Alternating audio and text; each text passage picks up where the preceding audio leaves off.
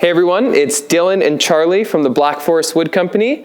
We're back again with something different. I know I say that all the time, but we do like to try and mix it up. So we've got a door install. If you guys have been subscribed for a while, you may have seen a few door installs before, but we haven't done one for a few months. We do have lots of doors on the go right now though, so there's going to be more coming up. It is a single solid maple door unit.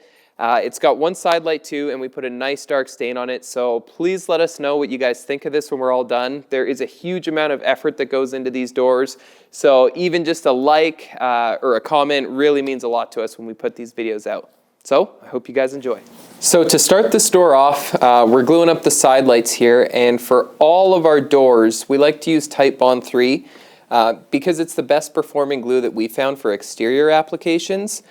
Number one, it's waterproof, and number two, it doesn't re-liquefy when exposed to heat. So if you're getting sun on the door, you don't have to worry about the glue failing.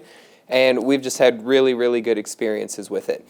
You'll also see that we're using dowels in there. Those help for alignment, but they definitely do give a lot of strength as well.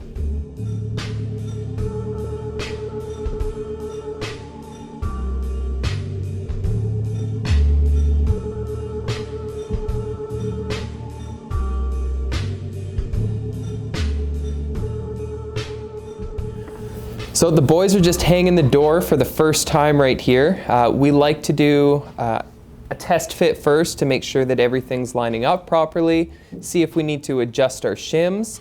And I guess that's one thing I can comment on too, is you see how we're putting those shims behind the hinge? That's not because we accidentally machined too deep. It's so that we can build in future adjustability. So by having those shims in, if the door settles after it's installed, we can take them out and still get a good fit. And we actually like to finish all of our doors in oil-based products. So we're applying the Osmo one coat only in ebony. Now, even though it says one coat only, we still like to follow this up with a top coat of their clear 420 UV oil. But the reason that we've actually picked using oils on our doors is because in the past we used to use sprayed polyurethanes, and we found that we actually ran into issues like, 5, 6 years, sometimes 10 years down the road, where it would start to flake and peel a little bit, which results in a costly repair. So by using oil, all you have to do is every 3 to 5 years, put some more oil on the door and you can keep it looking brand new. We don't need to do this portion. Then here, Joe's just machining in the strike plate in the door. So we've already got the full mortise lock set actually machined in the door. And I guess I should correct myself, he's machining the strike plate in the jamb. And you'll see once this is installed, it's going to allow all our hardware to shut properly. He's going to be a true woodworker. He's got...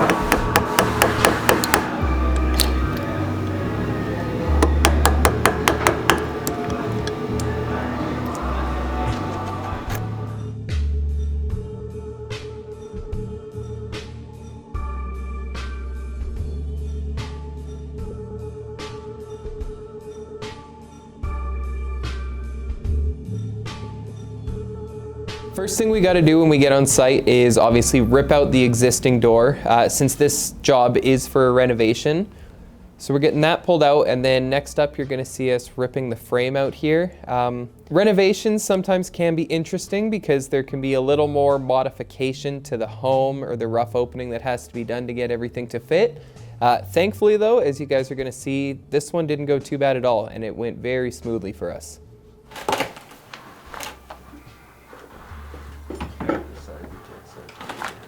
Pull on this side a bit. This side, your side's going too far. Try and pull it out parallel.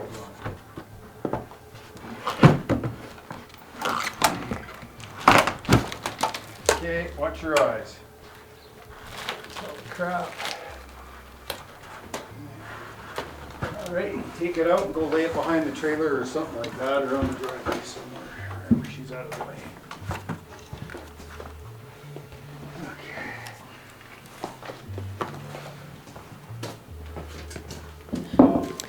So first thing to go in is our jamb. So we've already got some blocks set up on the bottom of the rough opening, and we've got our blue tape in there. That's just to give a waterproof seal. Okay, are you guys good? Yep. Go easy. Go more on Ben's side. Yeah. Alright, now you're going to start going down. Hey, both of you guys back into the house. Yeah. Okay. Then we like to get the bottom lifted in first, as you guys are going to see here. So the boys will get that set in, and then we just stand the rest of the unit up into place. And if we did everything right, the door should fit. It fit. Another thing that we like to do is actually screw our frame into place. So that's what you saw there right now. We've got a few pre-drilled holes in the jamb, and then we just plug them after. So now the door is going on, and there's our shims that you can see that I mentioned before. So those just sneak in there behind our hinges. And then, like I said, if this door settles in its first little while in the home, we've got really easy adjustment. And John was just doing the same thing underneath the door as well. These here are the plugs that I mentioned that are going to hide any of the screw holes. So we pre-finish and pre-stain these so that when it comes time on site, all we have to do is cut them to thickness and they can go right in.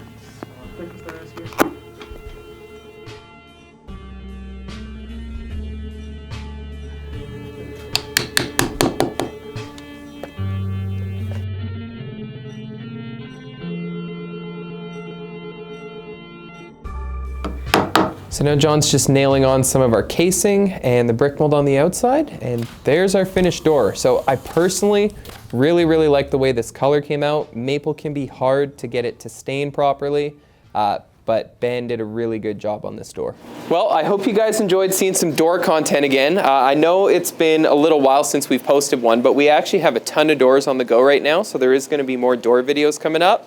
And something not a lot of people probably know about our business, if you've just been watching us through YouTube, is that we actually started building custom solid wood doors. It was never the epoxy tables that we did in the beginning. So for like 25 years, basically, it was all solid wood doors. And then in about the past 3 or 4 years stay there, Charlie, is how long we've been doing the tables. So it's always fun to get to go back to our roots and do the doors. Because there's a lot that goes into one of them. So let us know what you guys think, if you want to see more door content or if you'd rather just see table content. But regardless of whatever you guys say, we do have a really cool table coming up right behind me here. It is the biggest pour we've ever done, and it's the largest, actually second largest dining table we've ever made. This is 20 feet. We did have a 30-footer we made, but it didn't have resin. So next week you're going to get to see our pour for this. I think it was like $8,000 in epoxy. But yeah, we are really excited to show you guys this one. What the heck? Charlie, sit. Good boy. Really beautiful dark stain on it. So let us know what you guys think when it's all done.